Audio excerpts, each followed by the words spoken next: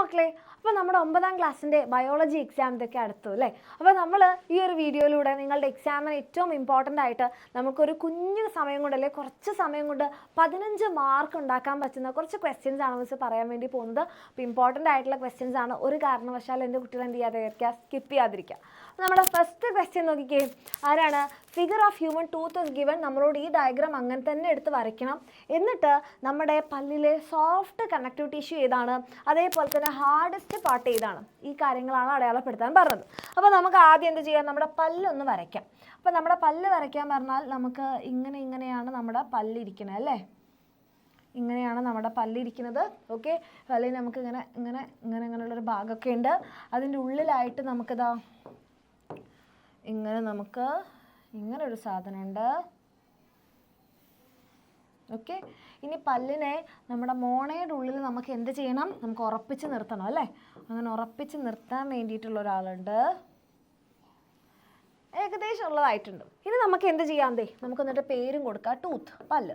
ഇനി നമ്മൾ നോക്കിക്കഴിഞ്ഞാൽ ഇതിൽ സോഫ്റ്റ് കണക്റ്റീവ് ടിഷ്യൂ, നമ്മുടെ സോഫ്റ്റ് കണക്റ്റീവ് ടിഷ്യൂ കൊണ്ട് ഉണ്ടാക്കിയതും അതേപോലെ തന്നെ കുറേ രക്തക്കുഴലുകളൊക്കെ കാണപ്പെടുന്നതാണ് ഈ ഒരു ഭാഗം, അതായത് നമ്മുടെ പൾപ്പ് ക്യാവിറ്റി. നമ്മൾ മലയാളത്തിൽ ഇതിനെ പൾപ്പ് ക്യാവിറ്റി എന്നാണ് പറയുക കേട്ടോ. അപ്പോൾ ഇവിടെയാണ് നമ്മുടെ കുറേ രക്തക്കുഴലുകളൊക്കെ ഉള്ളത്. ഓക്കെ, സോഫ്റ്റ് കണക്റ്റീവ് ടിഷ്യൂ കൊണ്ട് ഉണ്ടാക്കിയ ലിവിങ് ആയിട്ടുള്ളൊരു ടിഷ്യൂ ആണ് ഇത്. ഇനി അടുത്തത് നോക്കിക്കേ, കടുപ്പമേറിയ ഭാഗം അല്ലെ ഹാർഡസ്റ്റ് പാർട്ട് എന്ന് പറഞ്ഞാൽ ഒരു സംശയമുള്ള നമ്മുടെ ഈ ഒരു ഇനാമലാണ് നമ്മുടെ പല്ലിലെ ഏറ്റവും ഹാർഡസ്റ്റ് ആയിട്ടുള്ള ഭാഗം അല്ലെങ്കിൽ കടുപ്പമേറിയ ഭാഗം. അത് കഴിഞ്ഞിട്ട് അത് അടയാളപ്പെടുത്താൻ പറഞ്ഞിട്ടില്ല, മിസ് ഇവിടെ പറയുകയാണ്, ഇതാണ് നമ്മുടെ ഡെൻറ്റൈൻ. പല്ല് നിർമ്മിച്ചിരിക്കുന്നത് ഈ ഭാഗം കൊണ്ടാണ്. പല്ലിനെ പിന്നെ നമ്മുടെ മോണയിൽ ഉറപ്പിച്ച് നിർത്താൻ വേണ്ടിയിട്ട് നമുക്ക് കാൽഷ്യം കണ്ടെയ്നിങ് ആയിട്ടുള്ളൊരു കണക്റ്റീവ് ടിഷ്യൂ, അതാണ് സിമെൻറ്റ്. അപ്പോൾ നമ്മളോട് എക്സാമിന് അടയാളപ്പെടുത്താൻ പറഞ്ഞത് ഇത് എയും ഇത് ബിയും ആണ്. സിമ്പിൾ അല്ലേ, വല്ല ബുദ്ധിമുട്ടൊന്നുമില്ല, പക്ഷേ ഇമ്പോർട്ടൻ്റ് ആയിട്ടുള്ളൊരു ഭാഗമാണ്. ഇനി നമ്മൾ അടുത്ത ചോദ്യം നോക്കിക്കേ. അടുത്ത ചോദ്യം ഇതെപ്പോഴും ഈ ഒരു ചാപ്റ്റർ നോക്കുകയാണെങ്കിൽ ഏറ്റവും കൂടുതൽ റിപ്പീറ്റ് ചെയ്തിട്ടുള്ള ഒരു ക്വസ്റ്റ്യൻ ആണെന്ന് തന്നെ പറയാൻ പറ്റും. Identify the figure. ഇത് ഏതാ മക്കൾ ഈ ഫിഗർ? നമ്മുടെ ഫിംഗർ ലൈക്ക് എക്സ്റ്റൻഷൻ എന്ന് പറയുമ്പോൾ തന്നെ നമുക്ക് മനസ്സിലാക്കാം ഇത് നമ്മുടെ വില്ലസ് ആണ് അല്ലേ, വില്ലസ്. ഇനി അടുത്തത് എന്താ, what is the part indicated as X. ഇവിടെ എക്സ് എന്ന് പറഞ്ഞ് അടയാളപ്പെടുത്തിയത് നമ്മൾ സൂക്ഷിച്ച് നോക്കിയാൽ നമുക്ക് മനസ്സിലാകും, ഈ നടുവിലൂടെ പോകുന്ന ഈ സാധനമാണ് നമുക്കിവിടെ എക്സ് എന്ന് മാർക്ക് ചെയ്തിരിക്കുന്നത്. അതേതാണ്?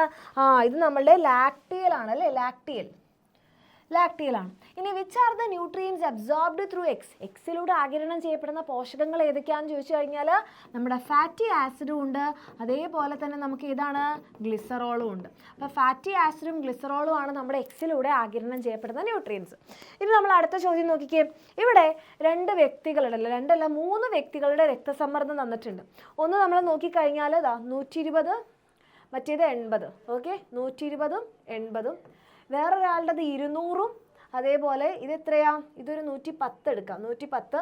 വേറൊരാളുടെ നോക്കിക്കഴിഞ്ഞാൽ ഒരു 90, അതേപോലെ തന്നെ എത്രയാ, ഇത് എത്രയാണ്, ഒരു 50 എടുക്കാം നമുക്ക് അല്ലേ. ഇങ്ങനെയാണുള്ളത് ഓരോ വ്യക്തികളുടെ. സിസ്റ്റോളിക് പ്രഷറാണ് ആദ്യത്തേത്, രണ്ടാമത്തേത് ഡയസ്റ്റോളിക് പ്രഷറാണ്.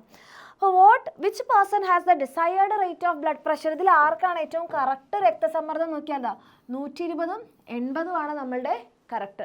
സിസ്റ്റോളിക് പ്രഷർ അല്ലെ, സിസ്റ്റോളിക് മർദ്ദം 120ഉം ഡയസ്റ്റോളിക് പ്രഷർ 80ഉം.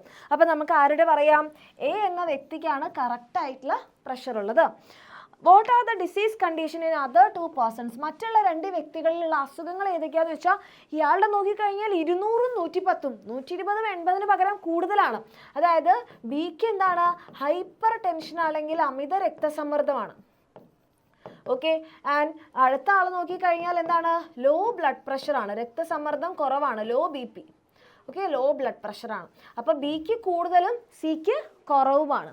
ഇനി അടുത്തത് നോക്കിയാലോ, what are the health habits that should be practice to maintain ഒരു ഡിസയേർഡ് ബ്ലഡ് പ്രഷർ. രക്തസമ്മർദ്ദം കറക്റ്റായിട്ട് ഈ 120-80 ആണ് നമ്മളുടെ ഡിസയേർഡ് റേറ്റ് അല്ലേ. സിസ്റ്റോളിക് പ്രഷർ 120ഉം ഡയസ്റ്റോളിക് പ്രഷർ 80ഉം.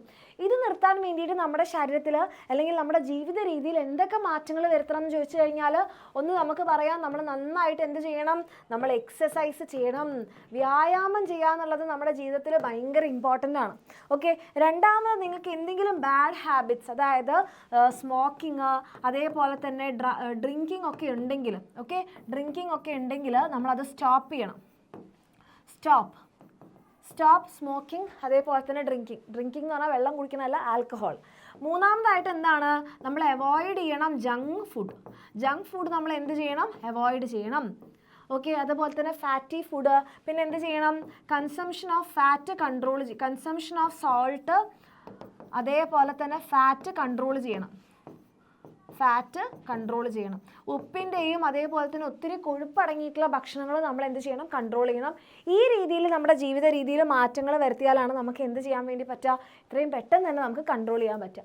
ഇനി അടുത്ത നോക്കിക്കഴിഞ്ഞാൽ നമ്മുടെ പൾമണറി സർക്കുലേഷൻ അല്ലെങ്കിൽ നമ്മളുടെ എന്താണ് പൾമണറി പര്യനത്തിൻ്റെ ഫ്ലോ ചാർട്ടാണ് തന്നത്.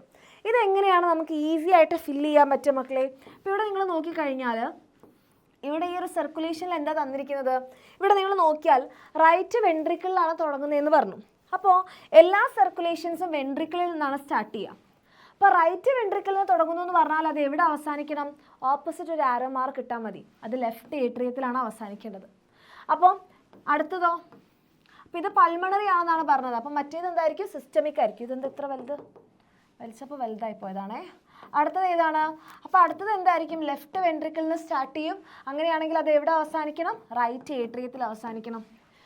അങ്ങനെയാണെന്നുണ്ടെങ്കിൽ നമ്മളിങ്ങനെ നേരെ ആരോ മാർക്ക് ഇട്ട് വെച്ചാൽ പോരാ. ഇവിടുന്ന് ഏത് ബ്ലഡ് വെസലാണ് സ്റ്റാർട്ട് ചെയ്യുന്നത്, ഇത് എവിടേക്കാണ് പോകുന്നത്, ഇവിടുന്ന് ആരാണ് ഇതിനെവിടെ എത്തിക്കുന്നത്, ഈ കാര്യങ്ങൾ നോട്ട് ചെയ്ത് വെക്കണം.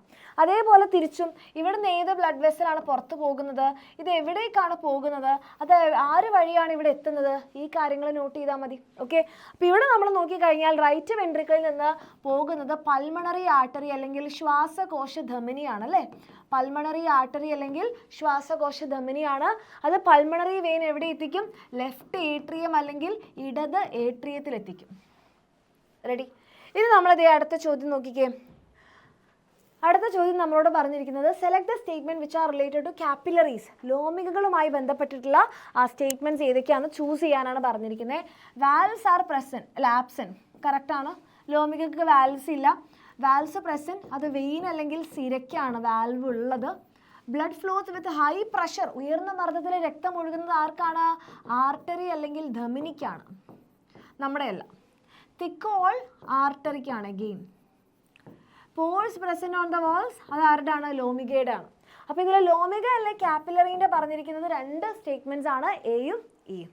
ഇനി നമ്മളതേ ലാസ്റ്റ് ചോദ്യത്തിലേക്കാണ് പോകാൻ പോകുന്നത്. ഹൃദയത്തിലൂടെയുള്ള രക്തത്തിൻ്റെ ഒഴുക്ക് നിയന്ത്രിക്കുന്ന വാൽവുകൾ കാണിക്കുന്ന ചിത്രമാണ് തന്നിട്ടുള്ളത്. എക്സ് വൈ എന്നീ വാൽവുകൾ ഏത്? അപ്പോൾ ഇവിടെ നോക്കിക്കഴിഞ്ഞാൽ നിങ്ങൾക്ക് മനസ്സിലാവും, ഈ സൈഡിലാണ് എക്സ്, ഈ സൈഡിലാണ് വൈ അല്ലേ. നമ്മുടെ ഏട്രിയത്തിൻ്റെയും വെൻട്രിക്കിളിൻ്റെയും ഇടയിലുള്ള വാൽവാണ്.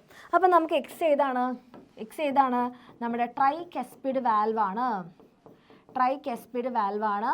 ആൻഡ് വൈ ആണെങ്കിലോ bicuspid വാൽവാണ്, bicuspid വാൽവാണ്.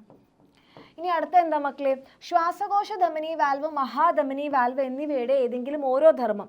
Pulmonary artery വാൽവും aortic വാൽവിൻ്റെയും ധർമ്മം എഴുതാൻ പറഞ്ഞാൽ നിങ്ങൾക്കറിയാം, ദാ ഇവിടെയാണ് നമ്മളുടെ ആരുള്ളത്, പൾമണറി ആർട്ടറി വാൽവ് ഉള്ളത്. ഇവിടെയാണ് നമ്മളുടെ ഏതുള്ളത്, അയോട്ടിക് വാൽവ് ഉള്ളത്.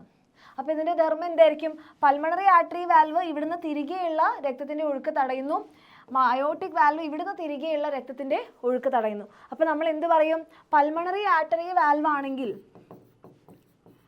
Prevent the back flow of blood, prevent back flow of blood എവിടുന്ന് എങ്ങോട്ടേക്കാണ്, ഫ്രം ഇത് പൾമണറി ആർട്ടറി അല്ലേ, pulmonary artery, from pulmonary artery to right ventricle.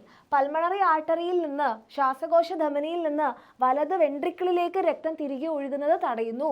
ഇതാണെങ്കിലോ, ഇത് നമുക്ക് എന്ത് എഴുതാം, prevent the back flow of blood അല്ലേ. ഇതാണെങ്കിൽ അയോട്ടിക് വാൽവ് ആണ് അല്ലേ, aortic valve, aortic valve, aortic valve ആണെങ്കിൽ എന്ത് ചെയ്യും, prevent the back flow of blood from aorta മഹാധമനി ടു ലെഫ്റ്റ് വെൻട്രിക്കിൾ. ലെഫ്റ്റ് വെൻട്രിക്കിളിലേക്ക്, അയോട്ടയിൽ നിന്ന് മഹാധമനിയിൽ നിന്ന് ലെഫ്റ്റ് ഇടത് വെൻട്രിക്കിളിലേക്ക് രക്തം ഒഴുകുന്നത് തടയുന്നു. സിമ്പിൾ. നമ്മൾ ഇത്രയും ക്വസ്റ്റ്യൻസ് എൻ്റെ മക്കൾക്ക് നോക്കിക്കഴിഞ്ഞാൽ എത്ര മാർക്സ് കിട്ടി, 15 മാർക്സ് ഉറപ്പിച്ചു. ഇത് നിങ്ങൾക്ക് യൂസ്ഫുൾ ആയെങ്കിൽ തീർച്ചയായിട്ടും കമൻറ്റ് ചെയ്യുക. അതേപോലെ തന്നെ നിങ്ങൾക്ക് കമൻറ്റ് ചെയ്യാനുള്ളൊരു question, structural functional unit of kidney. നമ്മുടെ കിഡ്നിയുടെ, വൃക്കകളുടെ ഘടനാപരവും ധർമ്മപരവുമായിട്ടുള്ള അടിസ്ഥാന യൂണിറ്റിനെ എന്താണ് പറയുക, unit of kidney. Okay, structural functional unit of kidney എന്താണ് എന്നുള്ളത് എൻ്റെ മക്കൾ എന്ത് ചെയ്യുക, കമൻറ്റ് ചെയ്യുക. ആൻഡ് ഇത് യൂസ്ഫുൾ ആയെങ്കിൽ അതും പറയാം. Thank you so much. ഇതേപോലെ നിങ്ങൾക്ക് എന്ത് വീഡിയോസാണ് വേണ്ടത് എന്നുള്ളത് അറിയിച്ചു കഴിഞ്ഞാൽ നമ്മൾ അതേപോലത്തെ വീഡിയോസ് ചെയ്യുന്നതായിരിക്കും. ഓക്കെ.